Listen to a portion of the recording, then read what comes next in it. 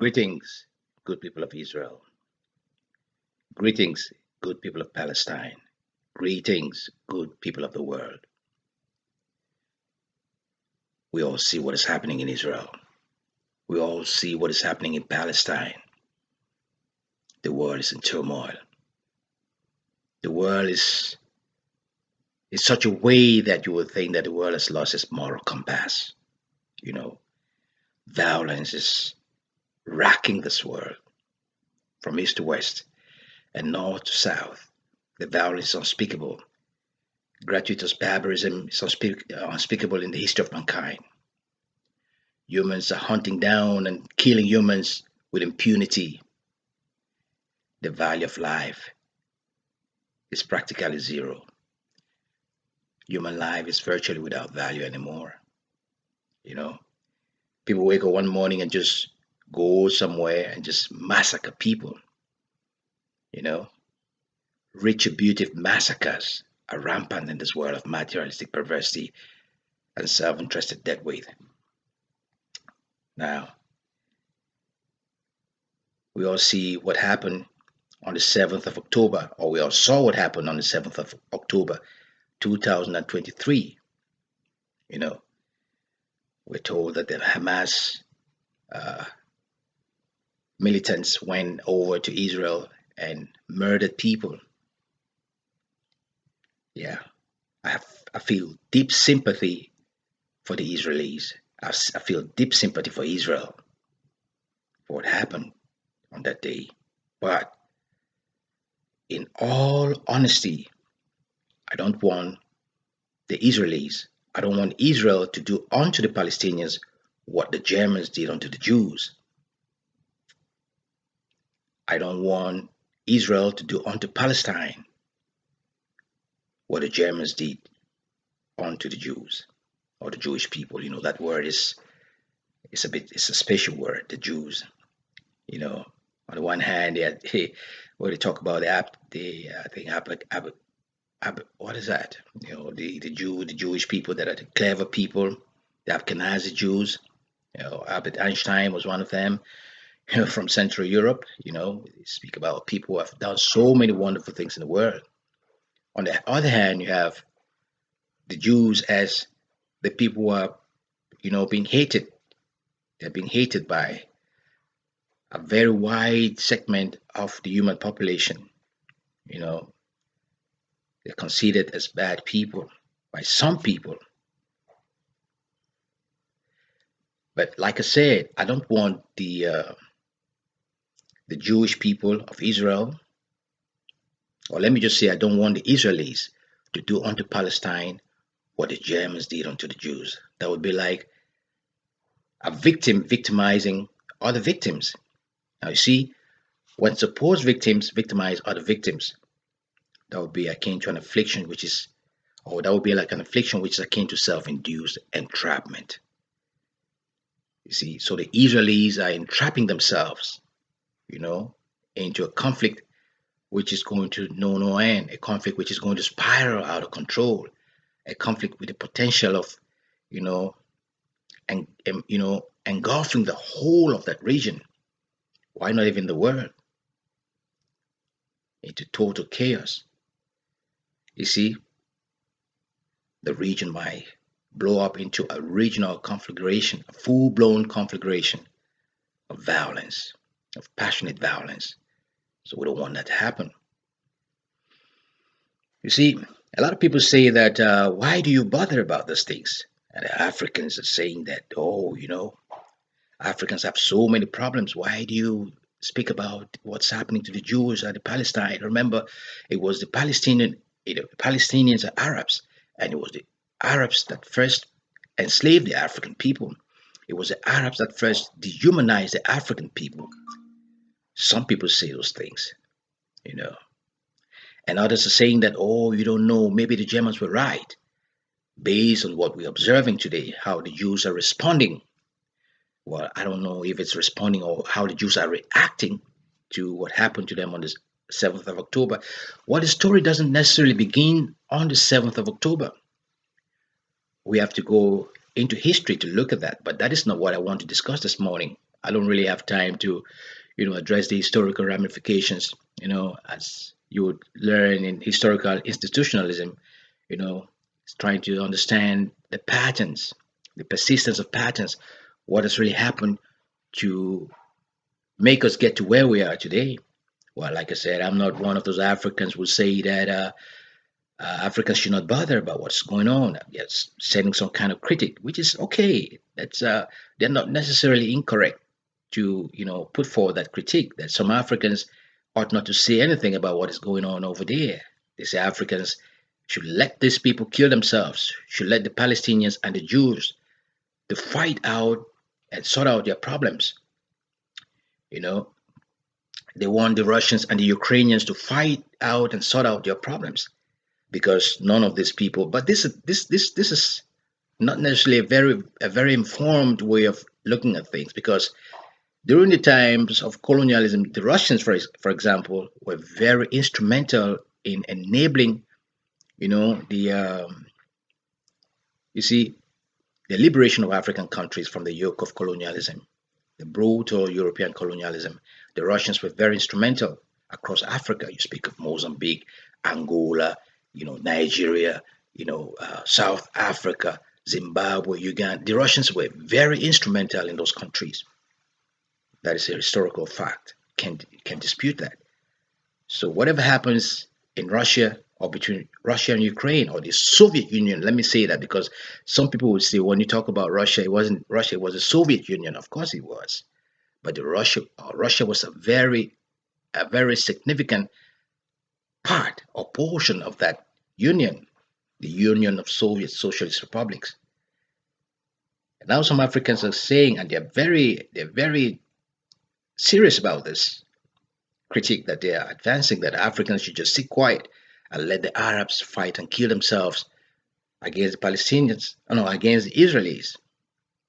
I I don't want to say that they're wrong. They are not wrong. They could say whatever they want. Everybody has a right. In in the academia, there's a wide range of opinions that are allowed. Everybody has a right to say his or her own opinion.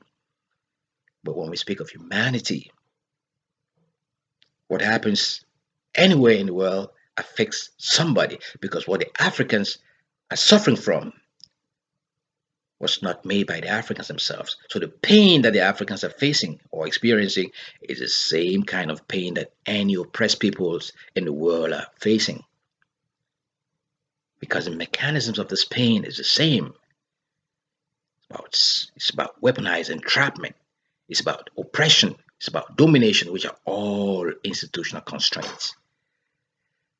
See, when the Palestinians are fighting for their self-determination, they're essentially fighting against domination.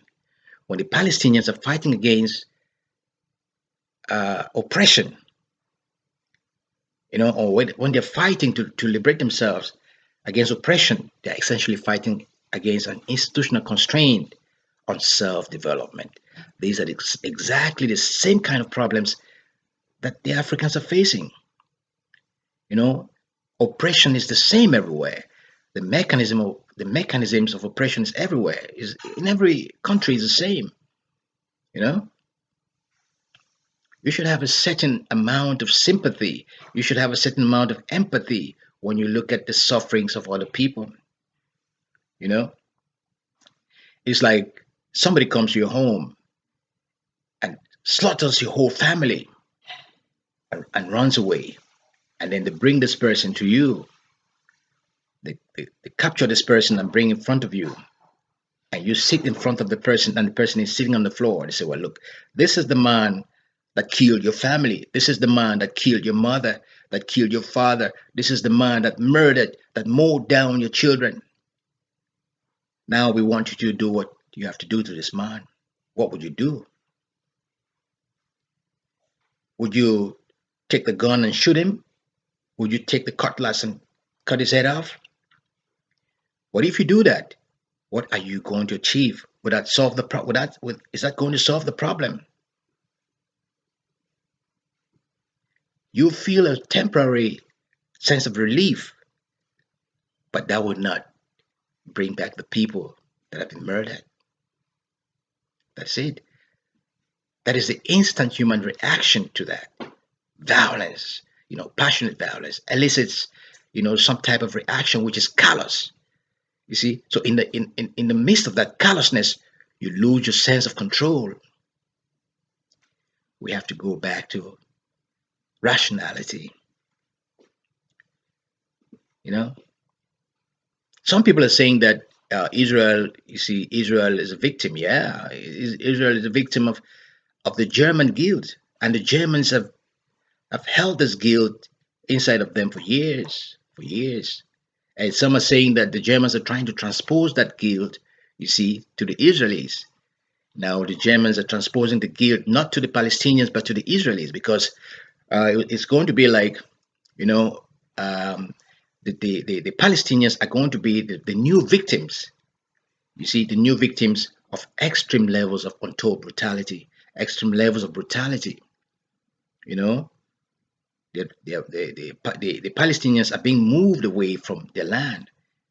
They're being asked to move away from their land. So it's like they're trying to do some kind of replacement of the Palestinian people by what we don't know. You know, Palestine or the Palestinians are claiming, or they're claiming, which is a fact also, that Israel was created in 1948. But that story does not begin there. You have to take it back to the days of um, the Balfour Declaration in the aftermath of the First World War. A lot of things happened during that period. Even many countries in Cameroon, including a country like Cameroon and Togo, these countries were dismembered when the Germans lost the war, the First World War. Well, these are historical things that are quite lengthy, they're quite comprehensive to talk about. But if you want to really understand the crux of this problem in Israel, you have to look at the colonial ramifications and the colonial implications of this conflict. We all grow up, we grew up watching this problem as little children. In the 80s, this problem has been going on ever since then. You know, what is the solution to this problem? It's very simple. You know, the violence is not going to solve this problem. You see, there is a potential for this conflict to escalate into a full blown regional conflagration, as I've stated, but the violence itself is not going to solve the problem. Yeah, because what is going on there, you can see the violence. Look, sometimes when you imagine yourself like a pilot in those airplanes that are dropping those bombs, you question, you ask this question: how does that person feel? If you're saying that the Hamas people who have to be distinguished from the Palestinian people, now you're saying that you're fighting against Hamas, but why are you punishing the Palestinian people? Hmm? Some speak of collective punishment, but I speak of retributive massacre of the Palestinian people. Retributive massacre. That is a very comprehensive way to speak of this issue. So now this massacre of the Palestinians by the Israelis, you know, is it going to relieve the Israelis of the people that died on the 7th of October? Just like I said, somebody comes to your home and kills your whole family. And then you say that you want to kill the you go to the person, you go to a neighborhood and want to kill everybody. Is that going to make you feel better? You know? What sympathy or empathy for the Israelis has to go in tandem with compassion for the Palestinian people. These are conflicts that are deep, deep-seated conflict that is a conflict that has deep roots, in the entrapment by the colonialist devils. These are the people that create these problems, and the problem has become so untenable. How is it going to last? Now you're creating a state for the Jewish people. You see, that's an ethno state, as some call it. You see, that's an ethno state. I call it a collage state. Yeah, because in the world of today, you will never find a single country where you have only one group of people that you call the Jews. You're creating a country for the Jews. You see, why don't you create a country for the Palestinians if it's that the Palestinians and the Israelis cannot live together? Why do you want to try to create some type of conspiratorial form of integration, which, as I've always argued, is only going to, generate immoral dependencies? The dependency of the Israelis on the Americans is immoral. The dependency of the Israelis on the British, who incidentally instigated this problem, that dependency is immoral. They're telling you that they're the guarantors of the Israeli state, of the Jewish state of Israel. The Zionist state of Israel the guarantors of that state is the British and the Americans, or the United States. But that's a conspiratorial form of integration, which is only going to create this immoral dependency. And you see the consequences of an immoral dependency: gratuitous violence, passionate hatred. You see, persuasive self-enslavement, callousness on an unprecedented scale. You see, the callousness is everywhere.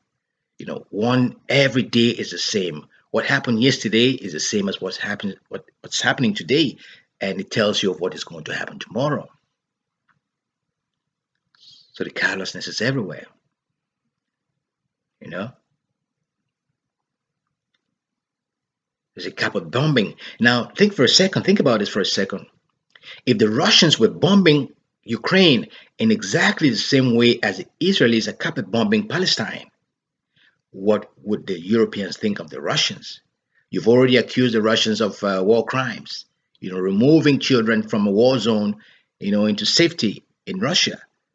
At the same time, you're actually encouraging the Israelis, you see, to carpet bomb Palestine and to displace the children, or displace the people of Palestine, asking them to move away from the north of Palestine toward the south.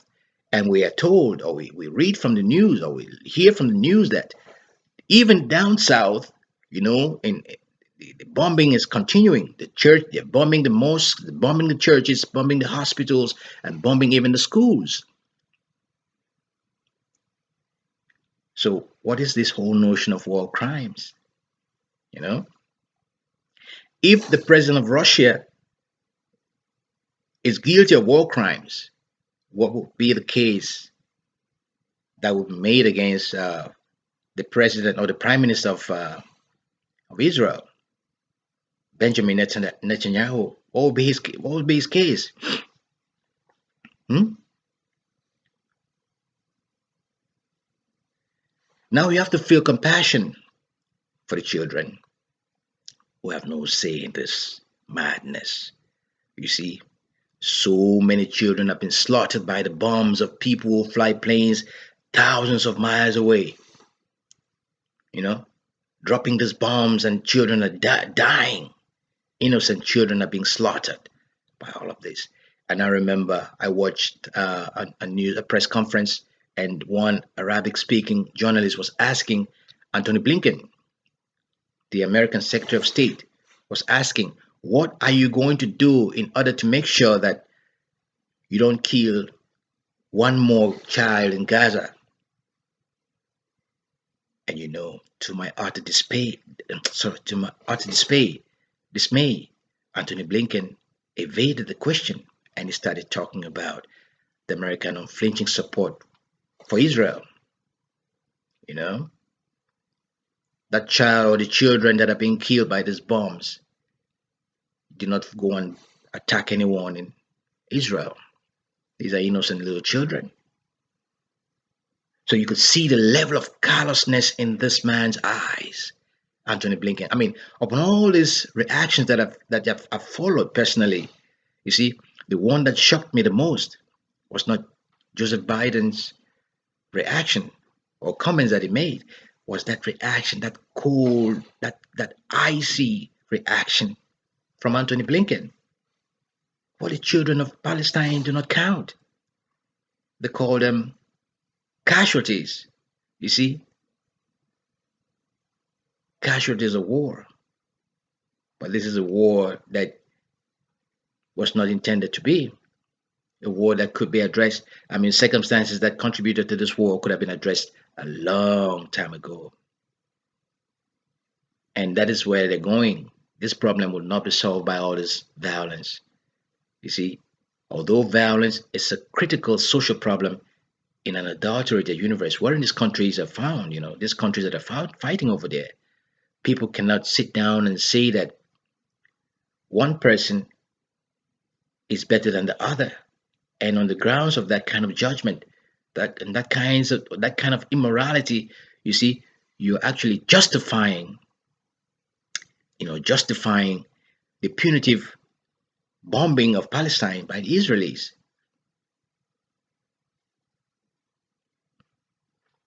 And then at the same time, you think that this thing is not going to escalate. The Arabs are watching. Everyone is watching what's going on over there.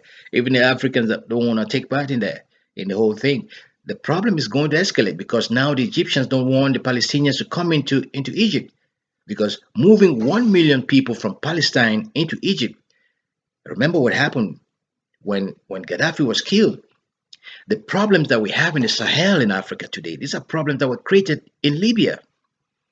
You see, all the proliferation of small arms across the Sahel region, came about as a result of the conflict, as a result of the attack of Libya by NATO, the, France, the US, the Britain, all those countries.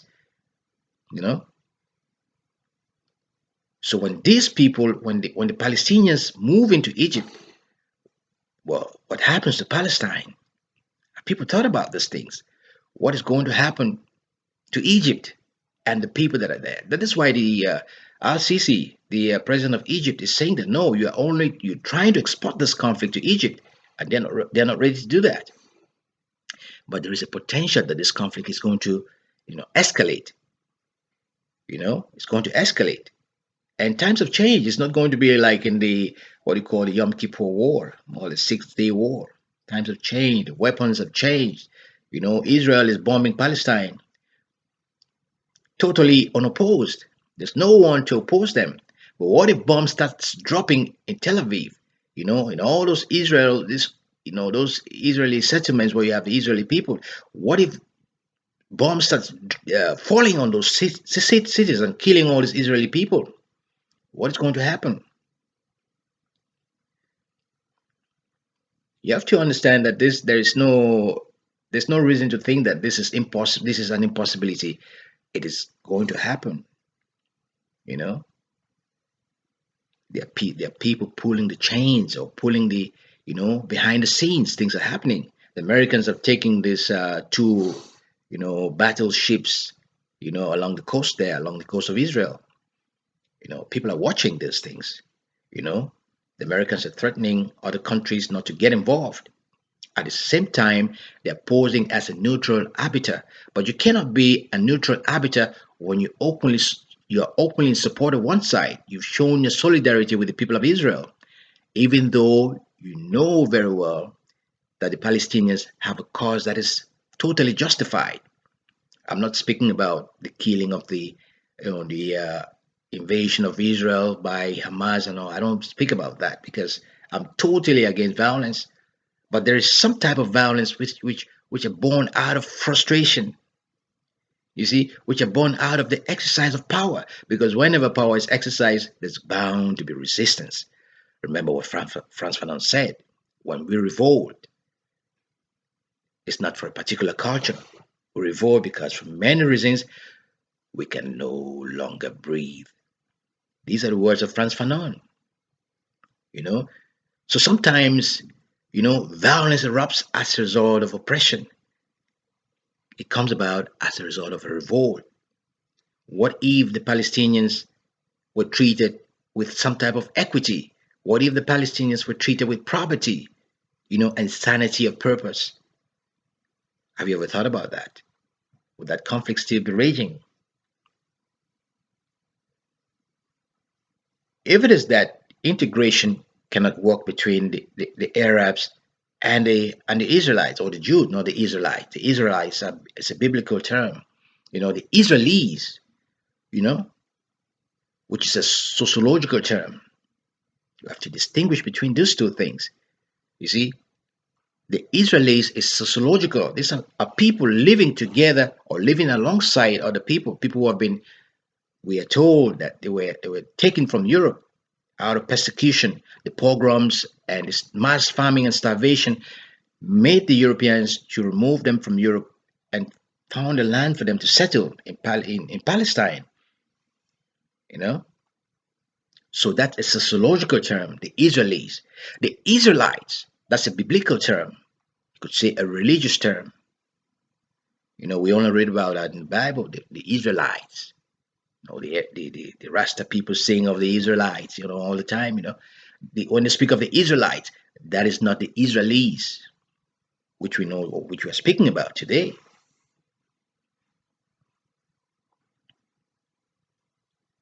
So there is a potential that this thing is going to escalate.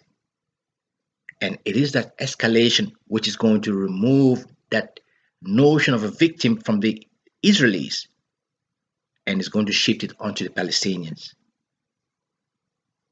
And this is why so many people are coming out and raising their voices against this problem, against this issue.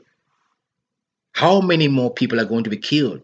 How many more people are going to be polished off before the people that matter in this world sit down and say, no, we've had enough of this. Let's sit down and talk. Because eventually, I've stated in my work on interactive socialization, on comprehensive remediation, I have stated very clearly that the solution to these problems is what I call deliberative interdependence. You know, now, deliberative interdependence will help us deal with this problem of conspiratorial integration, which only generates immoral dependencies. You have to live with your neighbor, and not feel that your neighbor has to die for you to live. You have to live in close, proximity to your neighbor, respecting your neighbor, and expecting your neighbor to respect you. You see, you have to get your happiness without having to make your neighbor feel sad. That is what deliberative interdependence is going to be. Pursuing your interest, without having to undermine the interests of your neighbor. That is what the world is supposed to be. That is what the world was intended to be.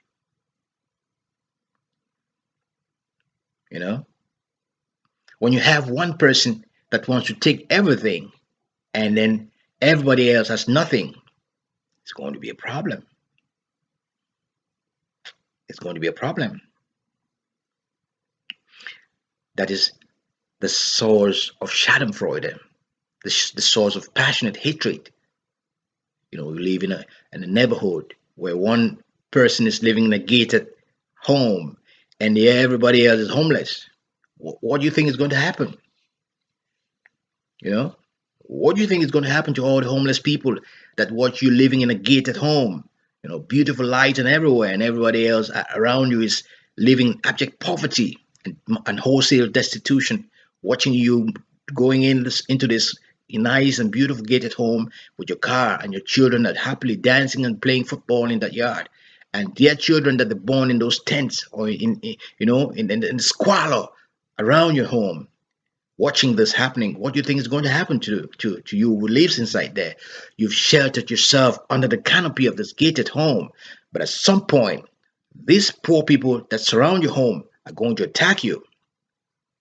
You're going to generate a sense of hatred in the hearts of these people, the people that you despise, that they're coming to litter your home or litter the surroundings of your home. But as these people amble along the confines of your home, they're going to spit on that gate and put a curse on that gate, longing for the day in which they'll have the opportunity to jump inside that compound.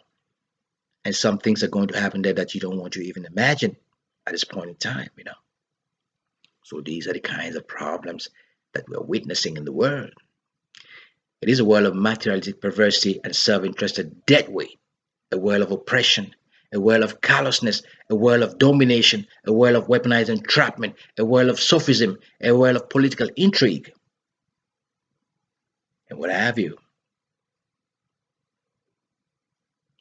So these are the kinds of things that we have to consider. You need to immerse yourself in something to understand exactly what is going on or what needs to be done. Because when you immerse yourself in the situation, you easily generate knowledge out of that situation with unbridled enthusiasm. That is what you study in political ethnography. Political ethnography teaches you these things: immersion within a situation to generate knowledge out of that situation. You dig? This is exactly what needs to be done. You need to understand why the Palestinians are doing what they're doing. Understand the struggle of the Palestinian people. Understand the frustration of the Israelis. Understand what is going on. That's how you deal with this problem. You don't deal with the problem by displacing the Palestinians from their land, from their ancestral land. So eventually it's going to be all about irredentism. The fight is going to be about irredentism, returning land to the original owners of the land. Now, if the whole of what is known today as Israel is not going to be returned to the Palestinians, then these people must have to live together in one way or the other. You know, that's exactly what's going to happen. So you can throw all the bombs that you want. You can preach violence as much as you want. You see, you can kill as many babies as much as you want. But at the end of the day, there's going to be a solution to this problem, and we're getting closer and closer to the solution of the problem of this problem. And this is going to happen when countries start denouncing this violence, you see, which has no meaning. Yeah, because if you can talk to someone about your grievances, and if once the grievances get into the political arena, then a lot of people will start to understand what exactly the problem is. Some people wonder why the South Africans, Julius Malema and others, are very vocal in their, condemnation of what the Israelis are doing onto the Palestinians. Some people are wondering why they're doing that. They're threatening to cut ties with the Israelis. You see, just like what has happened in Turkey. The Israeli ambassador to Turkey, has left. You see, we saw videos how she was handing over her no, I don't know, departure papers, whatever you want to call that, and she's no longer in Israel, and it's going to happen in so many countries. You see, and this doesn't bode well for the reputation of Israel. It doesn't bode well for the victimized status of the Israelis as an oppressed people, as a people that have been mistreated in the world. It doesn't bode well for them. Because as I've said, when supposed victims victimize other victims, you can only speak of an affliction which is akin to self-induced entrapment. Self-induced entrapment inspired by militant avarice. You don't want to talk to your neighbor. You want everything. You see, you want everything. You want the land. You want everything. You want the power over these people. You want to exercise domination over these people, oppression over these people. You put these people in an open air prison in Gaza, there, as we are told. How do you think that's going to end up? You're sowing the seeds of discord. You're sowing the seeds of conflict. You're sowing the seeds of, aggression, if you may. You know, people have to talk to each other. See, what makes humans different from the creature that the humans have created in the wilds of nature, whom humans have termed the beast? What makes that beast different from humans? What makes the difference between a human being and what the humans themselves have created in the wilds of nature, whom they call the beast? What makes the difference between those two people or those two elements? The beast, at least the beast, is not supposed to be sensible, but the humans are supposed to be rational thinkers.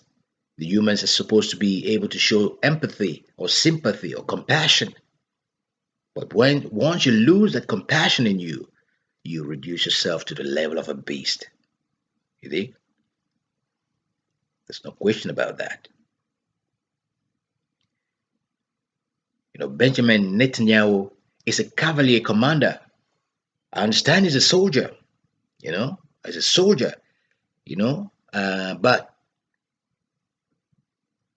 what we need now in this type of circumstance is not a cavalier commander. We need a reformed soldier who has an inordinately vested interest in what I call pure militarism. You know, in my book, Garrison Metropolis, that's exactly what we need now. People with cool heads, people who can understand life, from the sufferings of others, people who can look at life from the other side of, from the other side of the room. Try to understand the pain that the other person is complaining of. Somebody saying that, oh, you're stepping on my toes, man, you're hurting my toes. Are you telling the person, shh, sit quiet, you don't have to complain? You know, you're blaming the victims. You're blaming the person you're hurting for doing something that you're actually doing to them. That's gaslighting that person, gaslighting your own victim. That is exactly what the Germans did to the Jews. The Germans blamed the Jews for losing the war. You know, the Germans blamed the Jews for all the atrocities that they faced. The Germans gaslit the Jews in the First World War.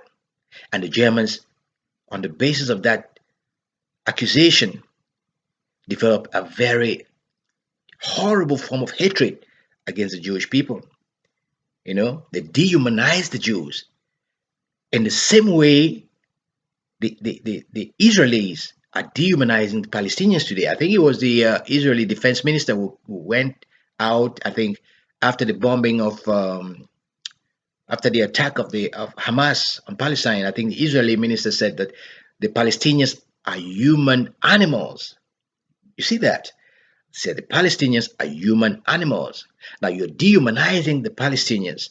Now, because before you can actually start killing them with impunity, you have to reduce them to the level of animals, the level of beasts, and then you start to kill them. You tell your people these are animals. These animals are coming to kill us. You see, these are animals that want to kill us. So we have to do everything possible to destroy these animals. The question is, are you fighting against Hamas or are you fighting against the people of Palestine? You have to make it clear. There's no clarity, over there. Are you fighting against Hamas or is it the people of Palestine that came to attack Israel? The next question is, what is the meaning behind this attack of Palestine, the attack of Israel by the Palestinian Hamas forces? How did it come about?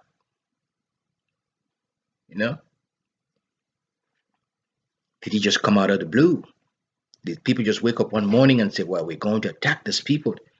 What happened? What was the precipitating cause of that attack? These are things that we must understand. And we are told that Israel has the Iron Dome which the people of Ukraine have been asking. The Ukrainian government has been asking for this Iron Dome from the Israelis for years now. But the Israelis they refuse to give them the Iron Dome. But when we see what happened, the ease with which these missiles that were shot from Palestinian territory, destroyed Israel. There was no resistance there. So where was the Iron Dome to protect the Israeli airspace? We didn't see that. So to what extent can we say that the Iron Dome is the pick of the bunch? So in whose interest is it to prove that the Iron Dome is not the pick of the bunch? You see the question I'm asking? Now, if Israel was protected by the Iron Dome, and then the Hamas missiles actually attacked Israel, despite the fact that the Israeli airspace was protected by the Iron Dome, now in whose interest is it to prove that the Iron Dome is not the pick of the bunch? So these are the kind of questions you have to ask. Is this something that was methodically orchestrated, by someone or some element, to justify the total massacre of the Palestinian people, the retributive massacre of the Palestinian people? Those are the kinds of questions people have to raise.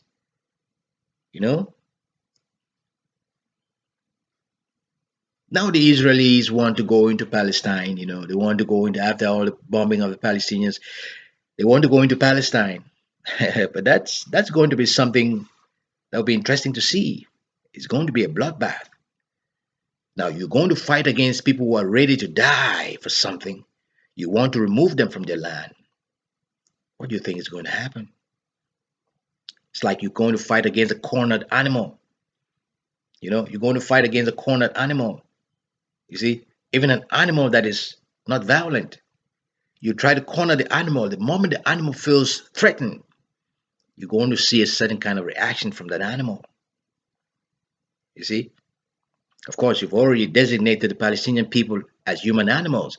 So, what do you think those human animals are going to do when they see the Israeli tanks and Israeli soldiers, coming?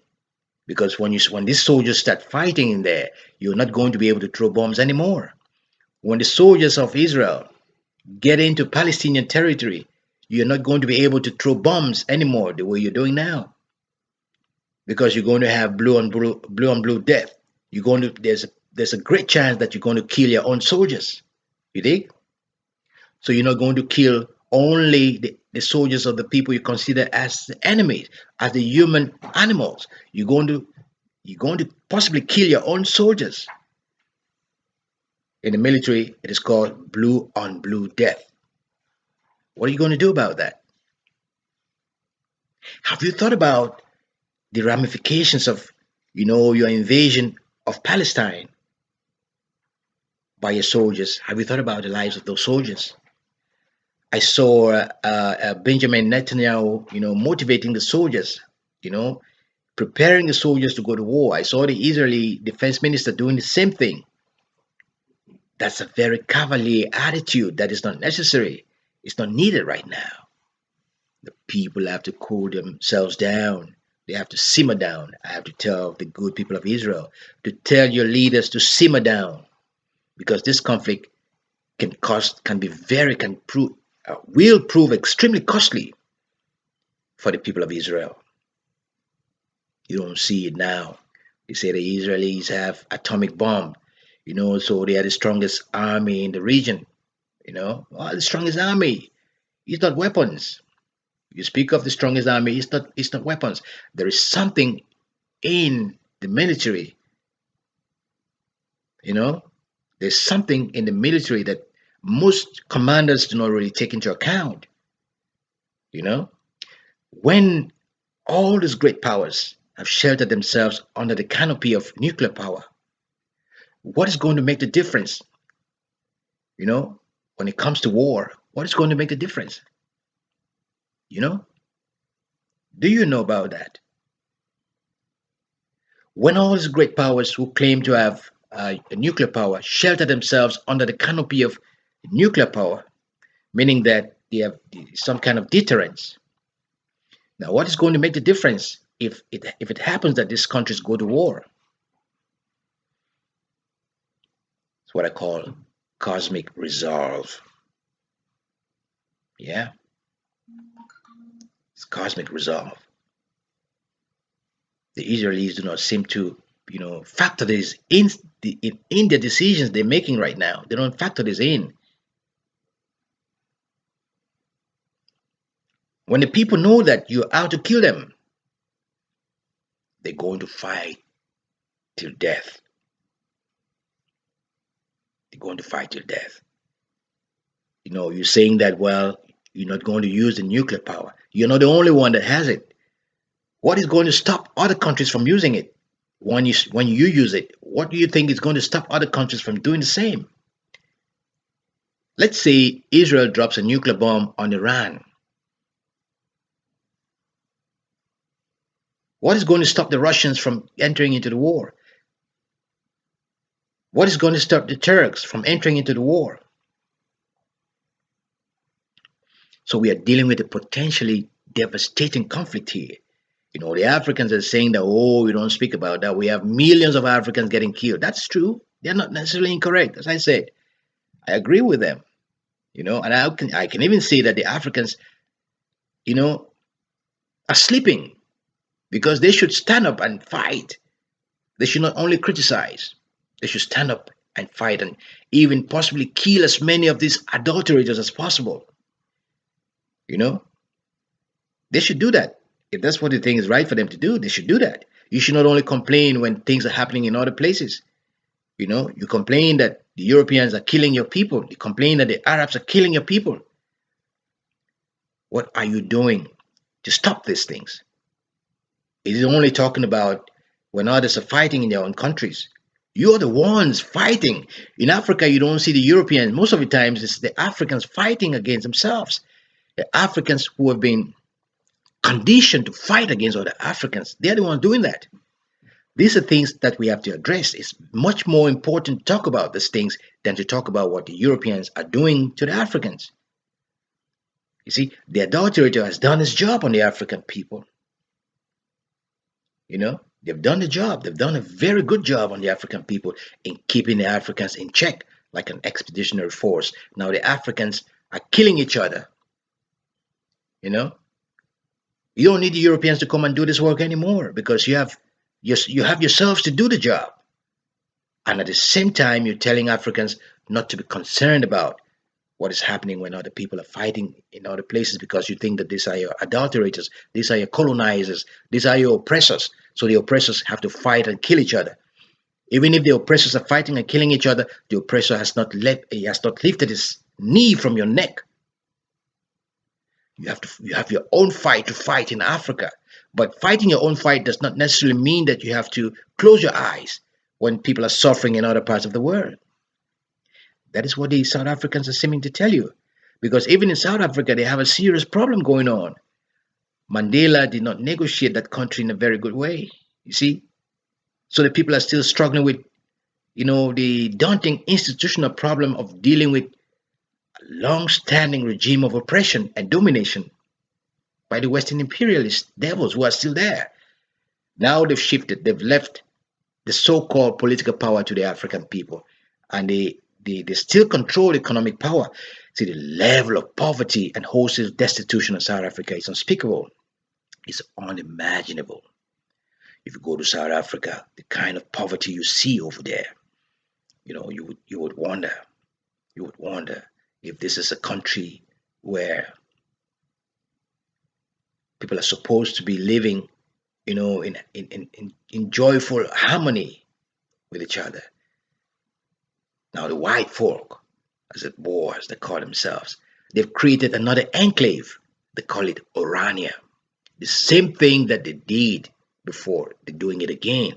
They've secluded themselves inside that enclave. They call it Orania. That's a no-go area for the African people inside South Africa as we speak. You think? They're not talking about this. But I can tell you this. If the South Africans decide to attack Orania, the Europeans are going to attack South Africa. And this is exactly what Malema and others are saying.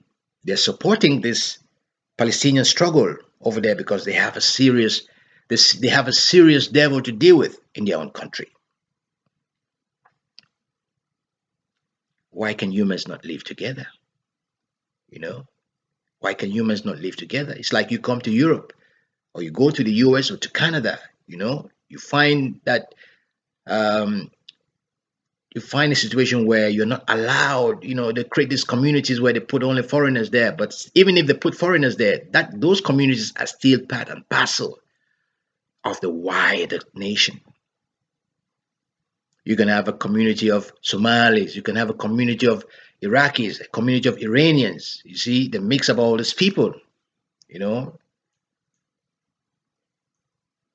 But these people cannot create their own enclave, with their own money, with their own, authority and all those things, like what they've done to South Africa there.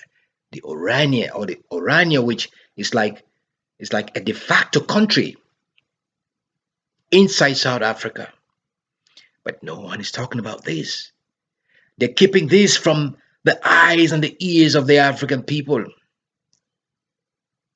They want to create a country inside South Africa, the same type of problems that they have in Palestine. Why is it that the South Africans cannot live in tandem? They cannot live together with the black people. You came from Europe to Africa. You see, you oppressed the African people. You see, you took the political power, the economic power, and oppressed these people. These people fought for years, during the apartheid regime, which is going on in Palestine. You imprison the people that were fighting to restore their rights, their dignity in their own country.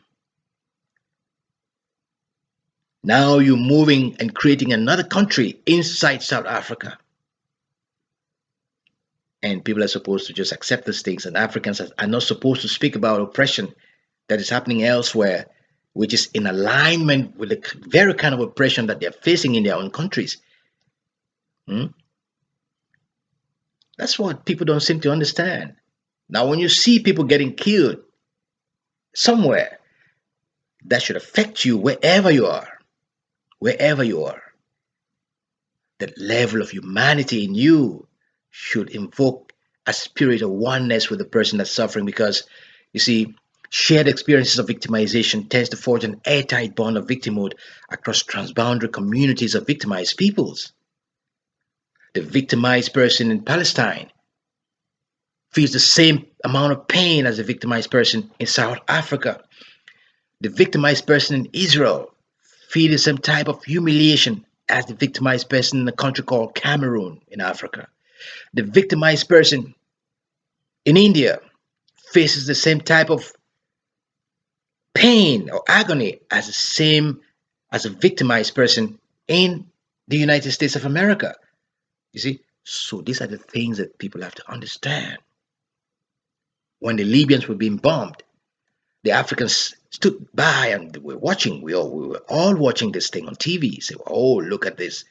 We liked Gaddafi. Gaddafi was popular in Africa. So many Africans went and lived in Libya. But look at what happened. The Europeans sat here. Now, the Europeans have always been very consistent when they want to do something to safeguard their interests.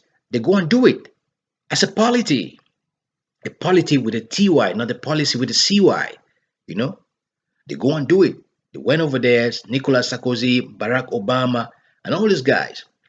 Hmm? They went and killed Gaddafi. Look at the chaos they've left in Libya up to today. Can you imagine the kind of chaos they're going to live in Israel? Can you imagine the kind of chaos they're going to live in Palestine? They think that, okay, because Israel is dropping all those bombs. But what they don't know is that there are limitations to military sophistication. Because when you finish dropping the bombs, you have to go in that territory. The infantry has to go in that territory, and that is when the real problem begins. That is when the problem begins. Because you're going to deal with a situation where your own soldiers are going to be put in very serious danger. You know? Danger from what you call friendly fire. Like I said, they call it in the military terms blue on blue death. You're going to kill your own soldiers. You know? So those are the things. So the old world that we are talking about, or we've been talking about for over 200 years now, 2 centuries, the world that was largely, led by the United States, that world is dying off. You see, the world is dying off. Now we have a world which is increasingly getting polarized, and being polarized out of militant avarice, out of greed, you see, out of weaponized entrapment. You see, these are the things that are happening in the eyes of everyone. We're living in a world where the Israelis, may lose the status of victimhood based on their actions. I mean, Joe Biden himself recognizes this and is admonishing them, to be very careful the way they're doing, very careful about their intervention in Palestine.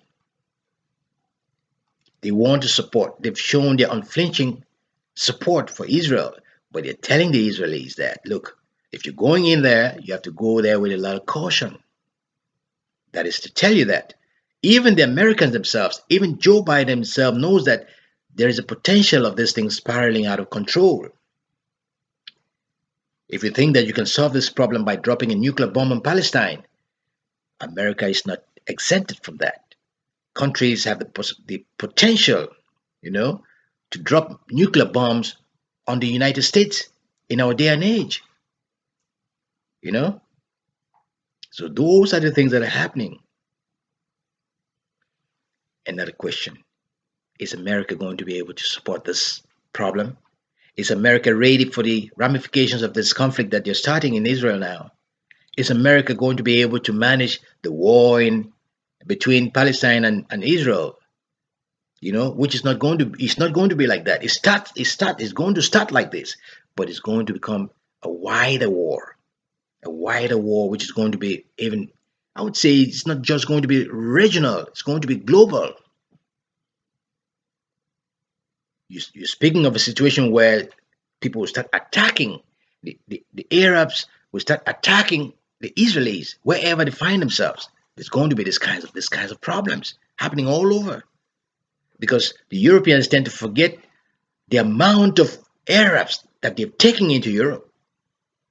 That is something they don't fix. They don't factor this thing inside this problem.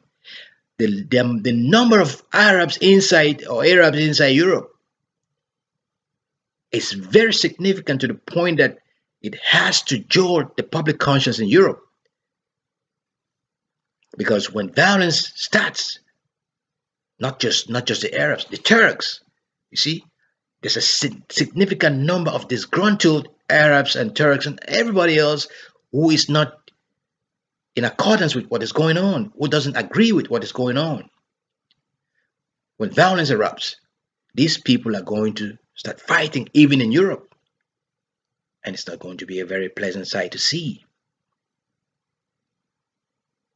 So we're advising that humans tone down their rhetoric, tone down this whole notion of violence.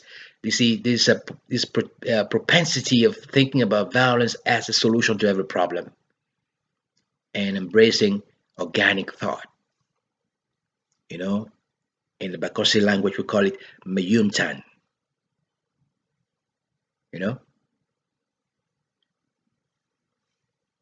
not everything can be solved by violence.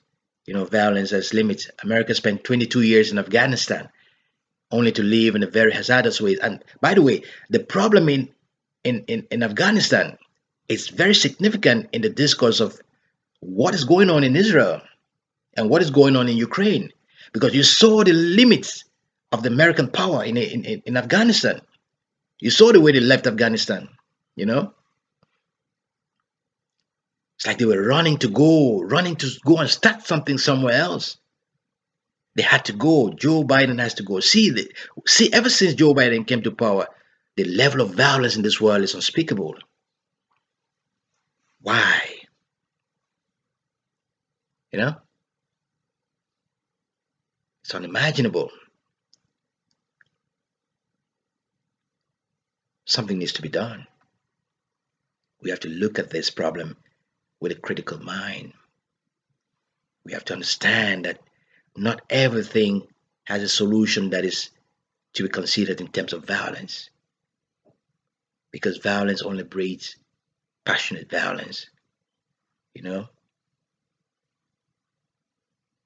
when you speak of militarized bureaucracy, which is what the Israelis are using against the Palestinians, and this is supported by the United States and other European allies. I will not even call them European allies, I call them the American chattels of Europe, supporting America despite anything or despite everything. Whatever the Americans say, you never find somebody raising a finger and say, but look, what you're doing is wrong. Let's do it in a different way. You see, the political elites in Europe, the chattels of the US, they never tend to disagree. When Americans say something, Emmanuel Macron of France echoes that same sentiment. You see, Richie Sunak of Britain echoes that same sentiment. The Prime Minister of Sweden echoes that same sentiment. And it goes like that. You never find one country that says, but look, no, we have to think about this in a different way. Or we have to really, consider the grievances of the Palestinians. We have to look at the suffering. We don't disagree that the Israelis have suffered so much. We don't disagree. We don't disagree. But the moment, but we, while we are agreeing to the sufferings of the Israelis, we have to remember that the Africans have suffered even worse. We have to remember that the Palestinians are suffering equally, or even not even worse than the Israelis have suffered. We have to understand all these problems. You don't take one human being and say these are the chosen people of God, the chosen people of some type of God. That's a rodomontade, the chosen people of God. We are created. Every single human was created by God. We are God's children. We have to treat each other with godliness. We have to treat each other with respect, with sanity of spirit and purpose. We have to treat each other with kindness.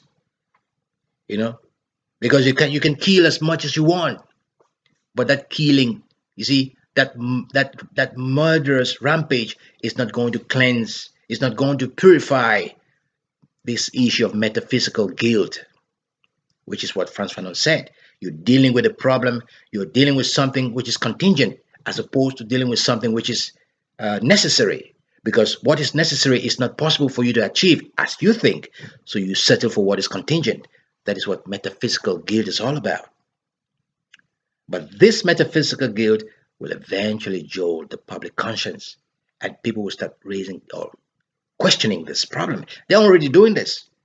And the more people question what is going on in Israel and Palestine, the more people will start to question what is going on in African states, what is going on in the Sahel, what is going on in the Congo, what is going on in Cameroon, what is going on in Cote d'Ivoire, what is going on in Mozambique, what is going on in Mali, what is going on in Burkina Faso, what is going on in Niger. The more people start to question these things in Israel, the more people get a heightened understanding of this rancorous brutality that is taking place in all of these countries, specifically the African countries. So everything is connected. It is connected. Even if Africans or some Africans do not want to accept this thing as such.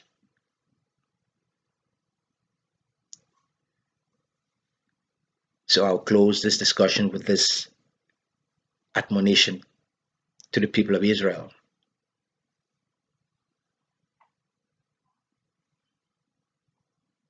I hope the Israelis do not do unto the Palestinians what the Germans did to the Jews. That would be like a victim victimizing other victims. Now, when supposed victims victimize other victims, that would be akin to an affliction which is or that would be like an affliction which is akin to self-induced entrapment. You getting yourself into trouble. By getting yourself into trouble, you might eventually lose the sympathy that you enjoy or that you've enjoyed ever since Israel was created in 1948. We want peace in this world. Deliberative interdependence is the only reliable way to solve this problem. Whichever way you want to think of this notion of deliberative interdependence, as I speak of in my book, is up to you to consider, depending on the circumstances that prevail in Israel and in Palestine. All right, I'll leave it at that. Share with your friends, share with your family, share with everyone this beautiful message of remediation, this beautiful message of comprehensive remediation and redemption.